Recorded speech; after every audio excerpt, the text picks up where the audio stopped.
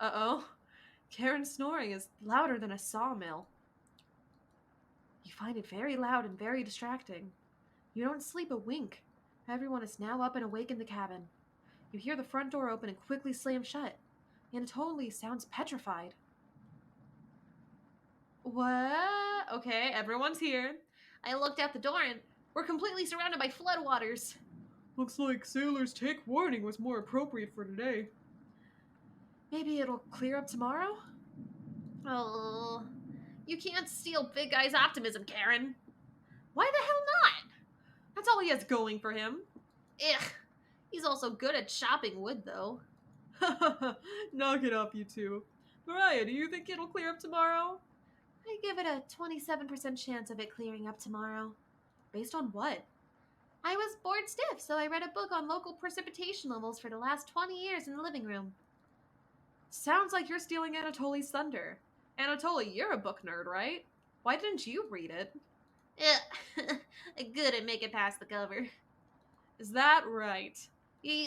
Yes. That bookshelf has some great books on arts and crafting and natural sciences. Why let them sit there gathering dust? How did you arrive at a 27% chance of it clearing up tomorrow? It's easy. Take the time of year, multiply it by a factor of... Mariah begins to explain meteorology to you. What? Why did you cut it off? I was engaged in understanding how she would have figured that out. She isn't dumbing any of this down. It's similar to where. So the first thing you need to understand. You look over at Anatoly. He's listening intently to Mariah. So intently he hasn't blinked yet. Oh, he's in love. You can see his eyes drying up. A tear rolls down one of his cheeks. This is brutal to watch. Mariah finally wraps up her lecture. She ends with a bow.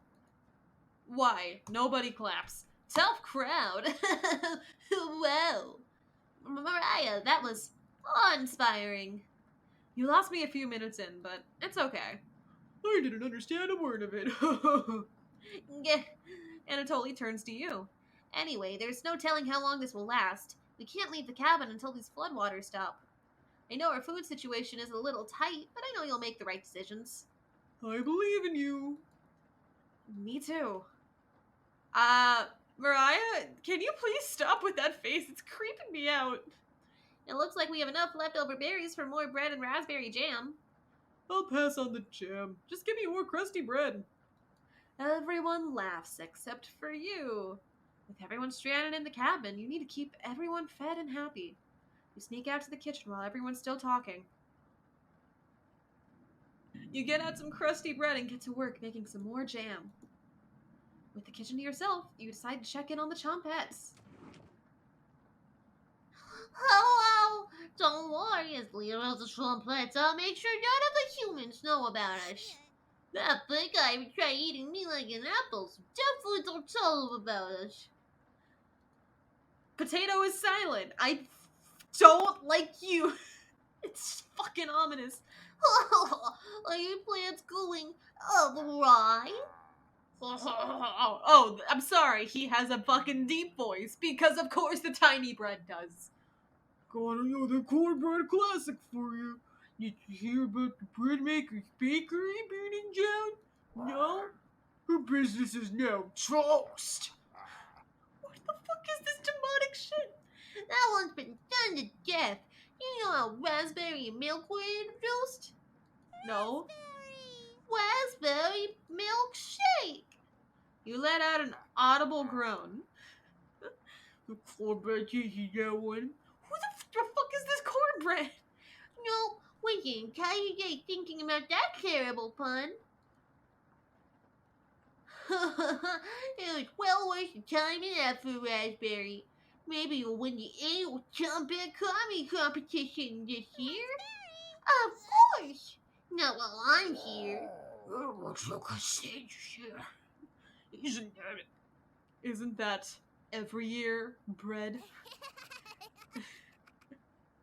We still talk about that closing line, bread. You're going to do great this year. Anyway, don't even think of eating us if you're hungry. Shall bet stick together thick and thin. Ration! Feast or famine. Potato, I swear to God, repeat the line or we're locking you up again. Life or death. I'm sorry. What is going on? Please tell me you made your soup out of these demon children, whatever the hell they are. Yes, right. Stop bitch! Stop bitch! Move out! Oh, God. Potato, I swear to God, repeat the line or we're locking you up. Where did they lock him up? How do they not run? Oh my God. The Chompettes somehow managed to close the drawer on themselves. You bring the crusty bread and jam into the living room. What the fuck is this game? Karin interrupts as you bring in the food. It took you long enough. Karin looks at the 2 slices of bread left in the mason jar of raspberry jam. There's mold on these last 2 slices of bread. Yeah. Well, that's what happens sometimes. Karin is right. What the hell is the matter with you? You grip the knife tightly in your hand. You think this is enough for 5 of us? Well, wait, we can't throw this bread away. It's all we have left. Gregor's right. Anatoly, will mold spores give us food poisoning? I'm, No scientist. Sorry. Let's pick off as much mold as we can. We can't leave with the floodwaters, so this will have to last us another day. Everyone grimly nods, ripping apart their piece like a pack of wolves. Gregor seems to unhinge his jaw and eat it in one bite. He looks like a duck eating bread. Thanks again. Bread and jam isn't much of a meal, but it's more than we had when we left Ukraine. Ah, okay. Topical. Where are we? Plenty of rainwater outside, so at least we won't die of dehydration. But until this storm is over, nobody should leave the cabin. Should clear up if we just give it a chance. Anatoly, where are you getting that information from? One of the books on the bookshelf about the climate here. You're illiterate, so that is definitely a lie. I've seen him reading. Little guy's been studying. I'm serious. He pretends to read those books because he wants us to think that he's smart. But I can tell he's just staring at the page, faking it. What do you think? I haven't seen him be able to read. Can he not read?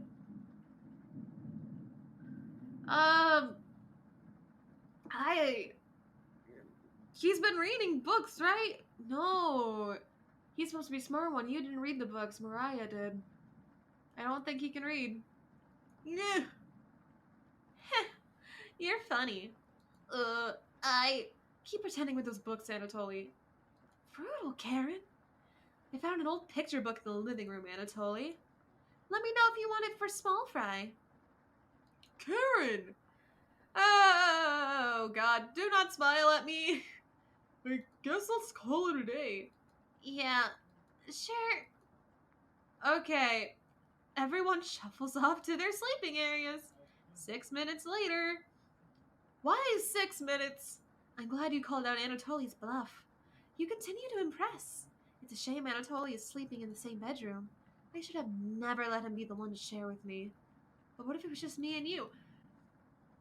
No. I'm sure we could study and squeeze a few novels in before bed. I don't want anything to do with you that involves squeezing. I do not trust you. No. Well, we'll have to see if we can kick him out at some point, right? Oh, you'll have to tell me about that anatomization book on the bookshelf. Really cool pictures in there. Karin looks like she has a crush on you. Let me know if you're ever free for a lesson. Okay? Nope! No, thank you! Karin walks away looking very happy. You are definitely sure Karin will remember that.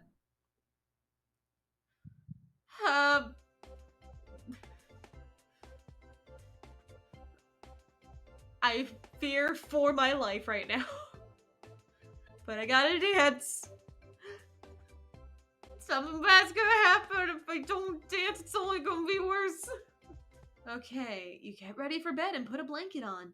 You go to sleep Very hungry. Okay. Day 4. Oh god. You don't dream the entire night, but you sleep through everyone waking up. Okay. Everyone's here. Good. And that's how fast a deer could run if startled. Whoa. Incredible. Impressive. Yeah. I wish we had a deer here. With the good food getting lower, let's just skip today's meal. No. It's only for one day. Various cultures and religions have practiced fasting throughout history. How about you have a little squirrel friend? We could eat the little squirrel friend. That doesn't make us feel any better, Anatoly.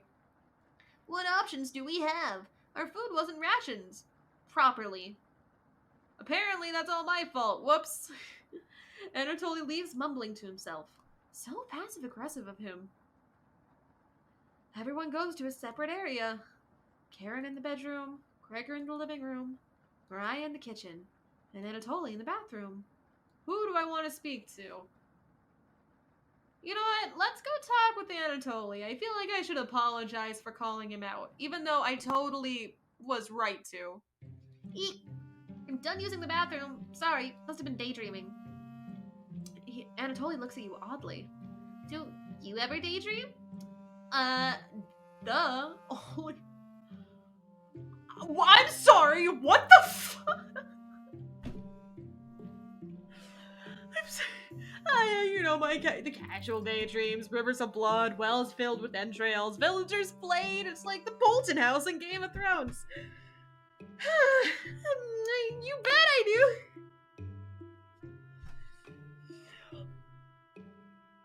What is this game?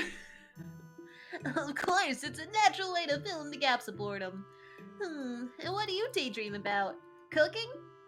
Sure, apparently the entrails and blood of my enemies. Yeah, I thought so. I can tell you have a history with cooking. So, You can tell Anatoly is struggling with small talk. What's the best thing you've ever cooked?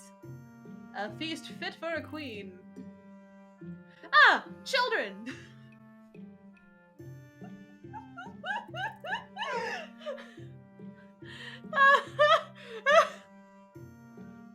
I'm sorry, am I the witch from Hansel and Gretel?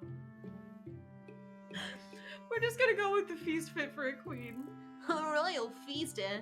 Wonder who it was for. You'll have to tell me sometime, okay? Anatoly is looking at you dreamily. Ooh, hi. How about, you cook me up some children? Alright. You'll definitely remember that. Cool. Great, we've made up for the whole calling him out thing. Later. Okay, bye. You decide to head back to the others.